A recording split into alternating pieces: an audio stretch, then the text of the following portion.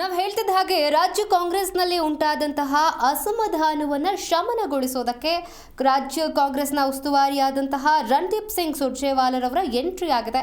ಯಾವ ರೀತಿಯಾಗಿ ಹೋದ ಸಮಯದಲ್ಲಿ ಅಂದರೆ ಲಾಸ್ಟ್ ಟೈಮಲ್ಲಿ 3 ದಿನ ಶಾಸಕರ ಜೊತೆ 1-to-1 ಸಭೆ ನಡೆಸಿದ್ರು. ಅದೇ ರೀತಿಯಾಗಿ ಈ ಸಲನೂ ಕೂಡ ಶಾಸಕರ ಜೊತೆ 1-to-1 ಸಭೆ ನಡೆಯುತ್ತೆ. ಅದು ಕೂಡ 3 ದಿನ. ಇದೇ ವಿಚಾರಕ್ಕೆ ಸಂಬಂಧಪಟ್ಟಂತೆ ಇನ್ನು ಶಿವಮೊಗ್ಗದಲ್ಲಿ BY ವಿಜಯೇಂದ್ರ ಕೂಡ ಮಾತನಾಡಿದ್ದಾರೆ. ಹಾಗಾದ್ರೆ BY ವಿಜಯೇಂದ್ರ ಏನು ಹೇಳಿದ್ರು ಅಂತ ನೋಡ್ತಾ ಹೋಗೋದಾದ್ರೆ, ಏನೋ ಅಜೆಂಡಾ ಇಟ್ಕೊಂಡು ರಾಜ್ಯಕ್ಕೆ ಸುರ್ಜೇವಾಲಾ ಬಂದಿರುವಂಥದ್ದು, ವಿನಾಕಾರಣ ಇವರ ಎಂಟ್ರಿ ಆಗಿಲ್ಲ, ಸಿಎಂ ಸ್ಥಾನದ ಬಗ್ಗೆಯೂ ಕೂಡ ಅನಿಶ್ಚಿತತೆ ಕಾಡ್ತಾ ಇದೆ ಅಂತ ಹೇಳಿದ್ದಾರೆ. ಇನ್ನು ಶಿವಮೊಗ್ಗದಲ್ಲಿ ಈ ರೀತಿಯಾಗಿ BY ವಿಜಯೇಂದ್ರ ಹೇಳಿಕೆಯನ್ನ ಕೊಟ್ಟಿರುವಂಥದ್ದು. ಇಲ್ಲೊಂದು ವಿಚಾರ ಅಂತ ಹೇಳಿದ್ರೆ, ಒಂದ್ ಕಡೆಯಲ್ಲಿ ಕಾಂಗ್ರೆಸ್ನಲ್ಲಿ ಅಸಮಾಧಾನ ಶಮನ ಆಗ್ತಾ ಇಲ್ಲ. ನಾನಾಗ್ಲೇ ಹೇಳ್ತಾ ಇದ್ದೆ, ಸೆಪ್ಟೆಂಬರ್ ಕ್ರಾಂತಿ, ಪವರ್ ಶೇರಿಂಗ್, ಕೆಪಿಸಿಸಿ ಅಧ್ಯಕ್ಷರ ಬದಲಾವಣೆ, ಹೀಗೆ ಒಂದಷ್ಟು ವಿಚಾರಗಳು ಮುನ್ನೆಲೆಗೆ ಬಂದಂತ ಸಂದರ್ಭದಲ್ಲಿ ಸುರ್ಜೇವಾಲಾ ಅವರು ಬಂದು ಶಾಸಕರ ಅಭಿಪ್ರಾಯವನ್ನ ಕೇಳ್ತಾ ಇದ್ದಾರೆ. ಇದನ್ನೇ ಅಸ್ತ್ರವಾಗಿ ಬಿಜೆಪಿಯವರು ತಗೊಂಡಿದ್ದಾರೆ ಎನ್ನುವಂಥದ್ದು ವೆರಿ ಕ್ಲಿಯರ್. ವಿಪಕ್ಷವಾಗಿ ಬಿಜೆಪಿಗೆ ದೊಡ್ಡ ಮಟ್ಟದ ಹೋರಾಟ ಮಾಡುವಂತ ನಿಟ್ಟಿನಲ್ಲೂ ಕೂಡ ಒಂದಷ್ಟು ಪ್ಲಾನ್ಗಳನ್ನ ಈಗಾಗಲೇ ಹಾಕೊಂಡಿದ್ದಾರೆ.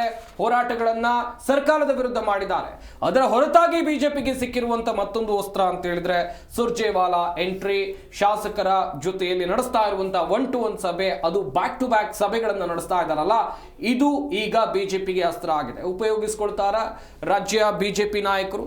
ಬಿಜೆಪಿ ರಾಜ್ಯಾಧ್ಯಕ್ಷರಾಗಿರುವಂತಹ BY ವಿಜಯೇಂದ್ರ ಅವರನ್ನ ಪ್ರಶ್ನೆ ಮಾಡಿದಂತ ಸಂದರ್ಭದಲ್ಲಿ ಅವರಿಂದ ಬಂದಂತ ಉತ್ತರ ಏನು ಅಂತ ವೆರಿ ಕ್ಲಿಯರ್ ಆಗಿ ನೋಡ್ತಾ ಹೋಗೋದಾದ್ರೆ, ರಾಜ್ಯಕ್ಕೆ ಒಬ್ರು ರಾಷ್ಟ್ರೀಯ ಪಕ್ಷದ ರಾಜ್ಯ ಉಸ್ತುವಾರಿ ಸುಮ್ಮನೆ ಬರೋದಿಲ್ಲ. ಏನೋ ಒಂದು ಸಮಸ್ಯೆ ಇದೆ, ಆ ಸಮಸ್ಯೆಯನ್ನ ಸರಿ ಮಾಡೋದಕ್ಕೋಸ್ಕರ ಅವ್ರು ಬಂದಿದ್ದಾರೆ ಎನ್ನುವುದಾಗಿ ವಿಜೇಂದ್ರ ಹೇಳಿದ್ರು.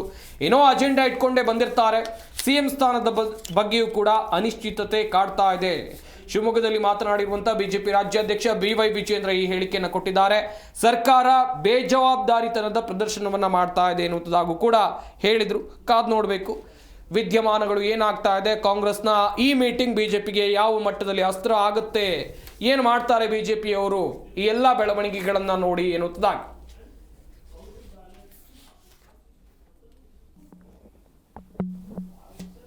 ರಾಜ್ಯದಲ್ಲಿ ಆಡಳಿತ ಸಂಪೂರ್ಣವಾಗಿ ಕುಸಿದಿರುವಂಥದ್ದು. ಇದಕ್ಕೆ ತಾಜಾ ಉದಾಹರಣೆ ಅಂತ ಹೇಳಿದ್ರೆ, ಹಾಸನ ಜಿಲ್ಲೆಯಲ್ಲಿ ಸರಣಿ ಸಾವುಗಳು ನಡೀತಾ ಇದೆ. ಯುವಕರು ಪ್ರಾಣವನ್ನು ಕಳೆದುಕೊಳ್ತಾ ಇದ್ದಾರೆ.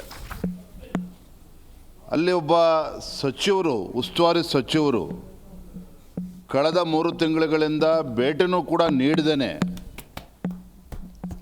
ಒಂದು ಯಾವ ರೀತಿ ಒಂದು ಬೇಜವಾಬ್ದಾರಿತನ ಅವ್ರು ತೋರಿಸಿದ್ದಾರೆ ಅನ್ನೋದು ಗೊತ್ತಾಗ್ತದೆ. ಅಂದರೆ ಸರ್ಕಾರಕ್ಕೆ ಎಷ್ಟು ಬೇಜವಾಬ್ದಾರಿತನದಿಂದ ವರ್ತನೆ ಮಾಡ್ತಾ ಇದೆ ಅನ್ನೋದಕ್ಕೆ ಇದಕ್ಕಿಂತ ಇನ್ನೊಂದು ಪುರಾವೆ ಬೇಡ ನಿಮಗೆ. ಮತ್ತೊಂದು ಕಡೆ ಆಡಳಿತ ಅಂತಕ್ಕಂಥದ್ದು ಸಂಪೂರ್ಣ ಕುಸಿದು ಬಿದ್ದಿದೆ. ಆರ್ಥಿಕ ಪರಿಸ್ಥಿತಿ ಸಂಪೂರ್ಣ ಹದಗೆಟ್ಟಿದೆ ಅನ್ನೋದಕ್ಕೆ ಮುಖ್ಯಮಂತ್ರಿ ಸಿದ್ದರಾಮಯ್ಯನವರ ಆರ್ಥಿಕ ಸಲಹೆಗಾರ ಆಗಿರ್ತಕ್ಕಂಥ ಬಸವರಾಜ ರೆಡ್ಡಿ ಅವರು ರಸ್ತೆಗಳಾಗಬೇಕು, ಅಭಿವೃದ್ಧಿ ಕೆಲಸಗಳಾಗಬೇಕು ಅಂತ ಹೇಳಿದರೆ ಗ್ಯಾರಂಟಿಗಳನ್ನು ನಾವು ನಿಲ್ಲಿಸಬೇಕಾಗುತ್ತೆ ಅನ್ನೋ ಮಾತನ್ನು ಹೇಳಿದ್ದಾರೆ. ಯಾರು ಹೇಳಿರೋದು? ಮುಖ್ಯಮಂತ್ರಿಗಳ ಆರ್ಥಿಕ ಸಲಹೆಗಾರರು. ನಾವು ಭಾರತೀಯ ಜನತಾ ಪಾರ್ಟಿಯವರು ಸರ್ಕಾರದ ಬಗ್ಗೆ ಹೇಳಿಕೆಯನ್ನು ನೀಡಿದರೆ ಸರ್ಕಾರಿ ನೌಕರಿಗೂ ಕೂಡ ಸಂಬಳ ಕೊಡೋದಕ್ಕೆ ಸಾಧ್ಯ ಆಗ್ತಾ ಇಲ್ಲ. ಅಂಥ ದುಸ್ಥಿತಿಗೆ ಇವತ್ತು ರಾಜ್ಯದ ಆರ್ಥಿಕ ಪರಿಸ್ಥಿತಿ ಬಂದು ಮುಟ್ಟಿದೆ ಅಂತ ಹೇಳಿದ್ರೆ ಎಲ್ಲವೂ ಸರಿ ಇದೆ ಅಂತೇಳಿ ಸಿದ್ದರಾಮಯ್ಯನವ್ರು ಹೇಳ್ತಾರೆ.